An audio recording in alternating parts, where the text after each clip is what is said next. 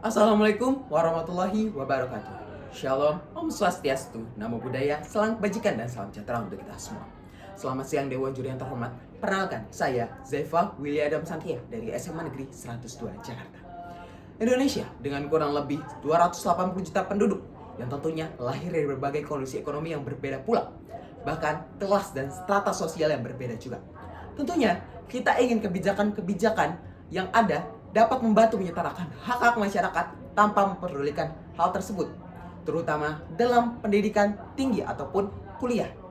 Seperti salah satunya ialah student loan yang dikatakan dalam MOSI.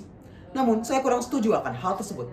Mengapa demikian? Akan saya jabarkan setelah saya menjelaskan maksud dan tujuan dari MOSI itu sendiri. Yang pertama ialah mekanisme. Kata mekanisme ini merupakan sistem kerja atau prosedur, bahkan tata cara untuk melaksanakan suatu hal demi terwujudnya suatu tujuan. Dan mekanisme dalam MOSI ini merujuk pada mekanisme ataupun prosedur dari student loan itu. Maka student loan sendiri ialah kebijakan yang memberikan pinjaman untuk membiayai pendidikan tinggi yang dapat diberikan oleh pemerintah atau lembaga keuangan swasta yang pastinya akan dikembalikan kembali, baik itu pokok pinjaman ataupun bunganya setelah lulus dari perguruan tinggi. Maka MOSI ini ingin kebijakan student loan diterapkan di Indonesia yang diadopsi dari Amerika Serikat untuk memeratakan akses pendidikan, terutama ke pendidikan tinggi atau perguruan tinggi negeri.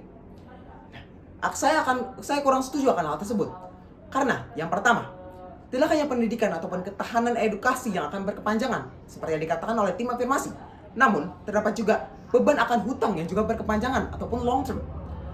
Contohnya yang disebutkan oleh tim afirmasi ialah hidup dan arah dari seseorang yang menerima student loan ini akan lebih jelas. Namun justru dengan adanya student loan ini akan sangat memungkinkan untuk terjadinya tujuan ataupun goals dalam hidup seseorang dapat tertunda. Seperti contohnya, ketika seseorang merencanakan ketika lulus kuliah, mendapatkan kerja, mendapat gaji, dan juga menabung gaji tersebut untuk memiliki rumah, bahkan memiliki usaha, yang pastinya harus tertunda. Karena apa? Karena dia berkewajiban untuk membayarkan student loan terlebih dahulu.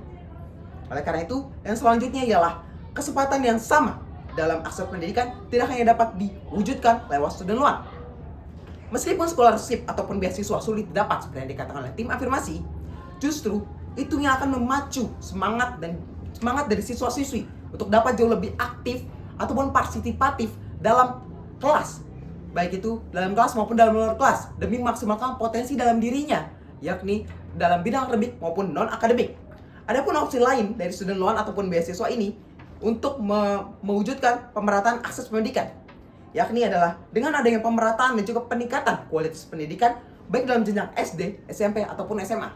Bahkan baru-baru ini Provinsi DKI Jakarta mengeluarkan kebijakan sekolah swasta gratis, di mana sekolah swasta yang harusnya berbayar namun dapat gratis dan dapat diakses oleh semua siswa-siswi yang ada di Jakarta. Dan ini pastinya merupakan kebijakan untuk menunjang pemerataan akses pendidikan. Yang selanjutnya ialah tekanan dan pressure yang lebih tinggi bagi para calon mahasiswa atau mahasiswi yang mengambil student loan tidak hanya memicu ataupun mendorong siswa-siswi untuk belajar dengan sungguh-sungguh.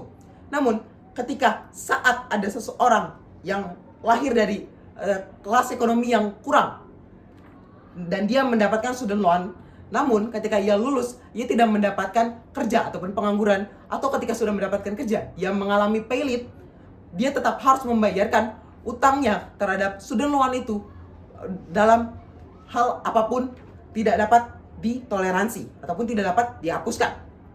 Maka tentunya tekanan dan juga pressure pasti akan lebih tinggi lagi yang memicu stres, burnout, bahkan bunuh diri. Yang keempat ialah ketika student loan bukan dipinjam dari pemerintah, namun dari lembaga keuangan swasta, pastinya akan ada kerugian bagi lembaga keuangan tersebut. Mengapa demikian? Karena dari mana keuntungannya bagi lembaga keuangan swasta tersebut? Di mana mereka harus menunda payback atau pembayaran kembali selama 4 tahun untuk menyelesaikan pendidikan tinggi itu sendiri. Namun setelah lulus dari pendidikan tinggi juga tidak langsung instan untuk mendapatkan kerja. Butuh proses dan juga waktu yang cukup lama untuk mendapatkan kerja dan juga dibayarkan tetap secara gradual ataupun secara bertahap. Maka ini dapat memungkinkan untuk lembaga keuangan swasta tersebut rugi dan mengalami gangguan stabilitas ataupun paylit dari lembaga keuangan swasta tersebut, Yang awalnya, lembaga keuangan swasta ini memang didirikan untuk tujuan komersial, selain untuk menyalurkan dan juga menyimpan dana masyarakat. Maka, sekali lagi, saya menyatakan kurang setuju dan tidak sependapat dengan MOSIP untuk mengadopsi mekanisme student loan di Indonesia dengan pertimbangan tidak hanya pendidikan ataupun ketahanan edukasi yang bertahan lama, tapi juga akan ada beban hutang yang berkepanjangan pula. Yang selanjutnya ialah kesempatan yang sama dalam akses pendidikan tidak hanya dapat diwujudkan lewat student loan ini, dan juga tekanan dan pressure justru lebih beresiko di waktu yang akan datang dengan kondisi-kondisi tertentu, dan juga akan mengakibatkan gangguan dari stabilitas ekonomi ataupun pailit dari suatu lembaga keuangan swasta.